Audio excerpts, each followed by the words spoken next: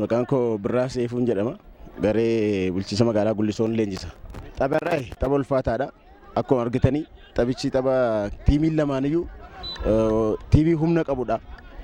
Garuu immoo akkuma isaatti tapha ol madaalaa akka ta'e immoo nutti agarsiisee jira jechuudha. Nuni noormaalii tapharraa injifannee dhufne itti qophoofnee dhufne garuu immoo carraadha. Akkuma argitee lamaan xumurree isaanis ulfaataniiru. Kan keenya sulfaati taphicha ol madaale jechuudha. Akka laalletu hin taane ol madaaluu isaatiin ol qixa baane jechuudha. Taphicha akka ol madaalu kan taasise noormaali waan sila sii kaase gincii tapha haayiboolii taphata. Nutis sanuma haayiboolii taphanna. Gaafa lafa keenyu lafa kaa'a. Gaafa ol kaafnu ol kaasa. Ol madaalle gaafa jennu noormaali kanarraa kaaseeti jechuudha. Taphicha olaantummaa fudhannee bahuu barbaanna turre jechuudha. Kanaaf humna qabnu fayyadamuu barbaanne daqiiqaa 6 dabalamte keessatti carraan akkasii nu quunnamne noormaali sana immoo tolereet gootee yookaan of eegdee akka baatu si godha. Sila moonee baana wanta ta'eef gara fuulduraa warra taphatan jijjiirre jechuudha.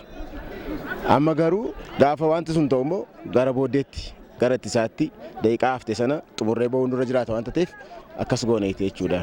Jijjiirraa fixne jechuudha. Jijjiirraa fixuun keenya taphicha saffisiisnee moonee bahuu barbaanneerra jechuudha.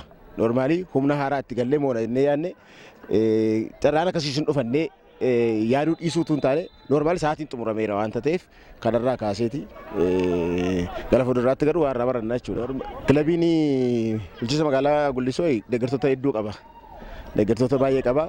Jaallattoota ispoortii adda addaa jiru wanta ta'eef baay'ee hin jaallatu jechuudha. Akkuma kana jaallachuu qofa utuu hin taane waan kilabichaaf barbaachisu jechuudha. Bulchiinsa magaalaa cina dhaabbatanii nu bira dhaabbatanii kilabii tokkoof waan barbaachisa jedhamu deeggarsa yaadaas haa ta'u kan maateriyaaliis haa ta'u waan akkasii hin feena jechuudha. Deeggartooti keenya baay'ee heddummatanii tapha gaarii bareedaa ta'e isaanitti agarsiifne moo'ichaan immoo isaaniin gammachiisuu akka dandeenyes waadaa gallaaf jechuudha.